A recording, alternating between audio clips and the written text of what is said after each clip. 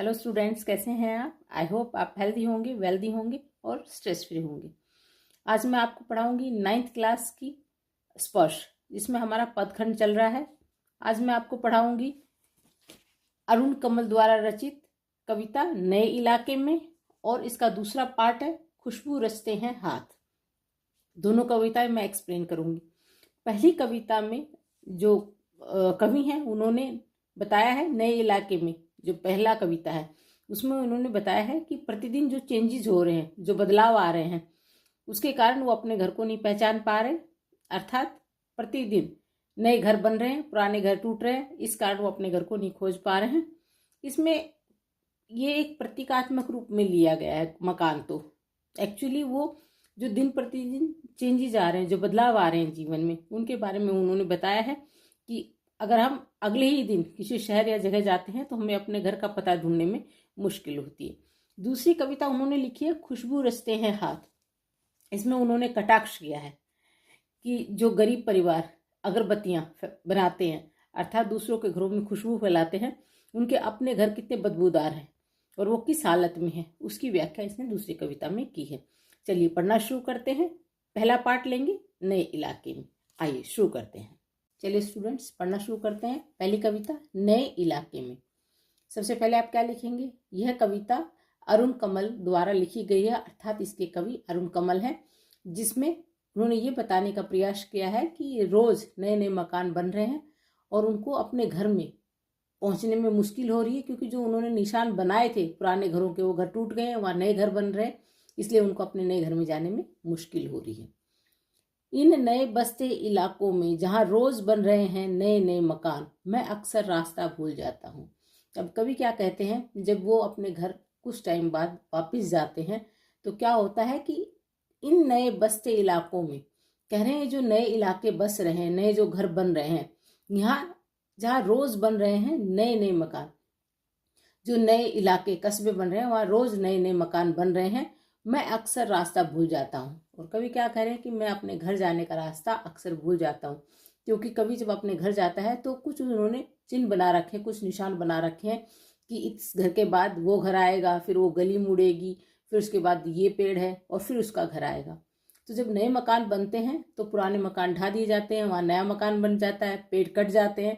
तो जो निशान कवि ने बना रखे थे घर तक पहुंचने के लिए, वो नया मकान बनने से वो खत्म हो रहे हैं और वो अपने घर जाने का रास्ता अक्सर भूल जाते हैं, भटक जाते हैं कि उसका घर कहाँ पर है। धोखा दे जाते हैं पुराने निशान, खोजता हूँ ताकता पीपल का पेड़, खोजता हूँ ढहा हुआ घर और जमीन का खाली टुकड़ा जहाँ से बाएं मुड़ना था मुझे। फिर 2 मकान बाद बिना रंग वाले लोहे के गेट का घर था एक मंजिला। अब कवि क्या कह रहे हैं कि उसका घर कहाँ पे था?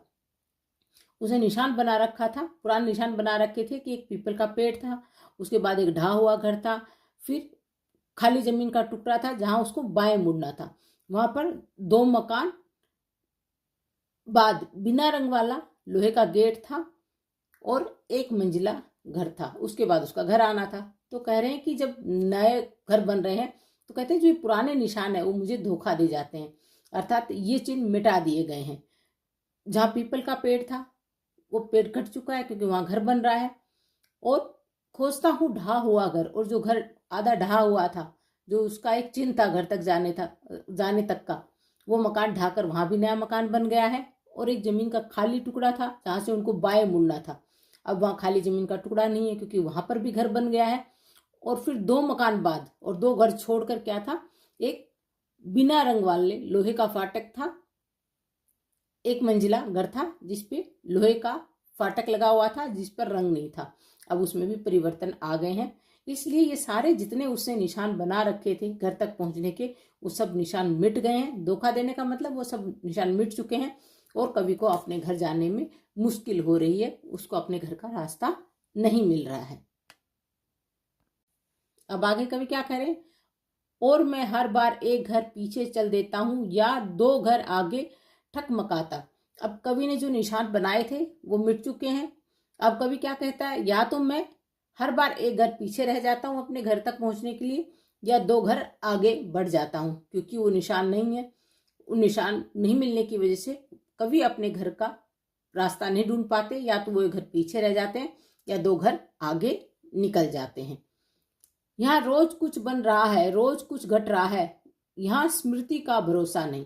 अब कवि क्या कह रहे हैं कि यहाँ प्रतिदिन बदलाव आ रहे हैं। प्रतिदिन बदलाव आने के लिए के बाद क्या होता है कि जो चिन्ह उन्होंने बना रखे थे घर तक पहुंचने के, वो खत्म हो रहे हैं। तो कह रहे हैं यहाँ रोज कुछ बन रहा है, मतलब हर पल कुछ न कुछ बन रहा है। खाली प्लॉट पे घर बन गया, ढहा हुआ मकान था उसको बिल्कुल ढा के एक नई बिल्डिंग बन गई। तो कह रहे हैं यहाँ रोज कुछ बन रहा है, रोज कुछ घट रहा है, कि दिन प्रतिदिन कुछ न कुछ होता जा रहा है। और जो मैंने स्मृति बना रखी थी, जो निशान अपनी स्मृति में रखे हुए थे, याददाश्त में रखे हुए थे, उस पर अब मुझे भरोसा नहीं है। अर्थात कवि ने कुछ निशान अपनी स्मृति में रखे हुए थे, अपनी याददाश्त में रखे हुए थे कि ऐसे से जाके उसको अपने घर पहुंचना है। कहते अब मुझे अपनी याददाश्त पे भरोसा नहीं है, क्योंकि रोज नित रोज नई नई चीजें बन रही हैं, नए मकान बन रहे हैं, तो निशान मिटते जा रहे हैं। और जो उनको बातें याद थी घर तक पहुंचने के लिए, उन यादों पर अब उनको भरोसा नहीं है, उनको अपना घर खोजने में मुश्किल हो रही है। चलिए आगे बढ़ते हैं। अब कवि क्या कह रहे हैं, एक ही दिन में पुरानी पड़ जाती है दुनिया, जैसे बसंत का गया पतझड़ को लौटा हूं, जैसे बैसाख का गया भादों को लौटा हूं। अब यही है उपाय कि हर दरवाजा खटखटाओ और पूछो क्या यही है वो घर। समय बहुत कम है तुम्हारे पास, आ चला पानी ढहा आ रहा आकाश, शायद पुकार ले कोई पहचान ऊपर से देखकर। अब कवि क्या कह रहे हैं कि नित्य रोज जो चीजें बन रही हैं उसके कारण कह रहे हैं एक ही दिन में पुरानी पड़ जाती है दुनिया, कि दुनिया एक ही दिन में पुरानी पड़ जाती है। अर्थात जो कल स्मृति चिन्ह थे वो एकदम बदल गए, एकदम नई दुनिया बन गई, उस पर नए घर बन गए। तो जो पुरानी यादें थी वो खत्म हो गई और एकदम नई यादें फिर से बनने लग गई, कि पुरानी चीजें खत्म होती जा रही हैं बहुत जल्दी जल्दी, और उसकी जगह नई बिल्डिंगें बन रही हैं। जो पुराने निशान थे वो मैं अब खोजता हूँ, लेकिन उसकी जगह नए चित्र बन गए हैं। जैसे बसंत का गया पतझड़ को लौटा, जैसे बैसाख का गया भादों को लौटा। अब कवि कह रहे हैं कि मतलब ऐसे लग रहा है कि जैसे मैं बसंत में गया था और पतझड़ में लौटा हूँ, और बैसाख में गया हूँ और भादों में लौटा हूँ। अर्थात ऐसे लग रहा है कि मैं बहुत समय बाद वापस आया हूँ। मतलब ये जो चिन्ह थे घरों के, जो उन्होंने अपने निशान बना रखे थे घर तक पहुंचने के लिए, वो एकदम खत्म हो गए। उनको ऐसे लग रहा है कि जैसे वो बहुत समय बाद लौट कर आए हैं। इसीलिए उन्होंने महीनों से अपने आप को कहा है कि मुझे ऐसे लग रहा है कि मैं बसंत में यहाँ से गया था और पतझड़ में आया हूँ, और फिर मैं बैसाख में गया था और फिर कब लौट के आया हूँ, भादों में आया हूँ, बारिश के मौसम में आया हूँ, कि मेरे को बाहर गए बहुत लंबा समय हो गया है, ऐसा प्रतीत होता है। जिस हिसाब से ये नए परिवर्तन आ रहे हैं, खाली जगह पे मकान बन रहे हैं, टूटा हुआ घर ढा के फिर से मकान बन रहे हैं, पुराने घर तोड़ के नए मकान बनाए जा रहे हैं। तो कवि को ऐसा आभास हो रहा है कि जैसे वो बहुत दिनों बाद लौट कर आया हो। ये परिवर्तन इतने जल्दी जल्दी हो रहे हैं कि कवि ऐसे सोच रहा है कि क्या वो बहुत दिनों बाद लौट कर आया है। अब कवि क्या कह रहा है, अब यही है उपाय कि हर दरवाजा खटखटाओ और पूछूं क्या यही है वो घर। अब कवि क्या कह रहा है, अब क्योंकि उनको उनका घर नहीं मिल रहा है, सब निशान मिट गए हैं पुराने, तो कहते हैं अब मेरे पास सिर्फ एक ही तरीका है अपने घर जाने का। क्या है कि जितने भी घर बने हैं उनका दरवाजा खटखटाऊं और पूछूं क्या ये मेरा घर है। हर किसी से पूछूं, कहने का मतलब है कि वो हर घर का दरवाजा खटखटा के पूछे कि यही ये उसका घर है, क्योंकि उसको अपना घर नहीं मिल रहा है, क्योंकि उनकी पुरानी स्मृतियां जो थी, जो चिन्ह बना के रखे थे, वो सब खत्म हो गए, वहां नए घर बन गए, तो उनका अपना घर ढूंढने में परेशानी हो रही है। तो कवि कह रहा है अब यही एक तरीका है कि हर एक दरवाजा खटखटाऊं और पूछूं क्या यही मेरा घर है। आगे कवि क्या कह रहे हैं, समय बहुत कम है तुम्हारे पास। अब कवि कह रहे हैं कि मेरे पास समय अब बहुत कम है, क्योंकि घर नहीं मिल रहा है, ढूंढते ढूंढते बहुत टाइम हो गया है। तो आ चला पानी ढहा आ रहा आकाश, कि बारिश का मौसम है, ऐसे लगता है घने बादल आ गए हैं और जल्दी ही बारिश हो जाएगी। अब कवि कह रहा है बस मेरे पास एक ही उपाय है, शायद पुकार ले कोई पहचाना ऊपर से देखकर, कि कोई मेरे को जो पहचानता हो वो ऊपर से देख के मुझे पहचान ले, मुझे आवाज लगा ले कि भाई तुम्हारा घर यहाँ पर है। क्योंकि कवि को खुद को अपना मकान ढूंढने में बहुत परेशानी हो रही है, इसलिए कवि क्या कह रहे हैं, अब तो बस यही उपाय है कि कोई जान पहचान वाला मुझे ऊपर से देख के मुझे पुकार ले, क्योंकि अभी समय बहुत कम है, शाम हो गई है, बादल घिरा है, बारिश होने वाली है, ऐसे लगता है थोड़ी देर में बारिश हो जाएगी, तो मुझे मेरा घर नहीं मिल रहा है। तो अब केवल एक ही तरीका है कि कोई पहचानने वाला मुझे ऊपर से देखे घर के और मुझे पहचान ले और आवाज दे के मुझे बुला ले और मुझे घर का पता दे दे। चलिए जी, ये पार्ट आपका खत्म हो गया। अगली जो दूसरी पोएम है कवि की खुशबू रचते हैं हाथ, वो पढ़ते हैं। चलिए अगला करते हैं, खुशबू रचते हैं हाथ। इसमें कवि ने गरीब तबके के बारे में बताया गया है कि देखो कैसी दुविधा है। जो हाथ अगरबत्तियां बनाते हैं और हमारे घरों में खुशबू फैलाते हैं, उनके अपने घर कैसे बदबूदार हैं, वो कैसे गंदी कॉलोनियों में रहते हैं और कैसे अपना जीवन यापन करते हैं। अर्थात जो हमारी जिंदगियों में खुशियां भरते हैं, खुशबू भरते हैं, उनका अपना जीवन कैसा है। चलिए पढ़ना शुरू करते हैं। इसमें कवि क्या कह रहे हैं, कई गलियों के बीच, कई नालों के पार, कूड़े करकट के ढेरों के बाद, बदबू से फटते जाते इस टोले के अंदर, खुशबू रचते हैं हाथ, खुशबू रचते हैं हाथ। कवि क्या कह रहे हैं कि जो हाथ खुशबू फैलाते हैं, अर्थात जिन हाथों से खुशबू वाली अगरबत्तियां बनती हैं, वो कहाँ रह रहे हैं, कई गलियों के बीच, छोटी छोटी बहुत तंग गलियां हैं, आसपास गंदे नाले भरे हुए हैं, कूड़ा करकट का ढेर है, ठीक है। उसके बाद मतलब कूड़ा करकट है, गंदी नालियां हैं और उनमें से बहुत बदबू आ रही है, और वहां पर उनके मकान है, किनके, जो हाथ खुशबू वाली अगरबत्तियां बनाते हैं। अर्थात जो हाथ खुशबू वाली अगरबत्तियां बनाते हैं, जिन अगरबत्तियों से हमारे घरों में खुशबू फैलती है, वो कहाँ रहते हैं, गलियों के बीच, नाले हैं, वहां पर कूड़ा करकट का ढेर है, वहां खूब बदबू है, और वहां उनके घर हैं, टूटे फूटे सी झोपड़ियां हैं जिनमें वो रहते हैं। जो हमारे जीवन में खुशबू और महक फैलाते हैं, वो खुद एक बदबूदार जगह पर रहते हैं, जहाँ का जीवन बहुत ही दुखदायपूर्ण है, विषमताओं से भरा हुआ है, अभावों से भरा हुआ है। चलिए आगे बढ़ते हैं। उभरी नसों वाले हाथ, घिसे नाखूनों वाले हाथ, पीपल के पत्ते से नए नए हाथ, जूही की डाल से खुशबूदार हाथ। अब इसमें जो कवि ने व्याख्या की है उसमें उम्र का लिया गया है। जैसे उभरी नसों वाले हाथ, घिसे नाखूनों वाले हाथ, ये बुजुर्गों के हाथों के बारे में बताया गया है। बुजुर्ग लोगों के जब हाथ झुर्रियां पड़ जाती हैं तो नसें उभरने लगती हैं और खूब काम करते करते उनके नाखून घिस जाते हैं, तो कह रहे हैं कि ये कैसे हाथ है, बूढ़े लोगों के हाथ है। पीपल के पत्ते से नए नए हाथ, ये युवा वर्ग के हाथ है। पीपल के पत्ते जैसे कोमल से हाथ है इन बच्चों के। जूही की डाल से खुशबूदार हाथ, ये बहुत ही छोटे बच्चों के हाथ है, जो बहुत ही कोमल है। जूही की जो डाल होती है बिल्कुल नाजुक सी, ऐसे हाथ है। तो हर वर्ग का बताया गया है कि अगरबत्तियां कौन कौन बना रहे हैं, नसों वाले हाथ, नाखून घिसे वाले हाथ, पीपल के पत्ते जैसे कोमल हाथ, जूही की डाल जैसे कोमल हाथ, ये सब गरीब लोग मिलकर क्या बना रहे हैं, अगरबत्तियां बना रहे हैं। क्योंकि जो छोटे बच्चे हैं उनके हाथ अभी सॉफ्ट है, कुछ बच्चों के थोड़े और वैसे हो गए हैं, और जो बूढ़े हो चले हैं अगरबत्तियां बनाते बनाते, उनके हाथों की नसें उभर आई हैं और उनके नाखून घिस गए हैं, लेकिन अब भी वो हमारे लिए क्या बना रहे हैं, खुशबू वाली अगरबत्तियां बना रहे हैं।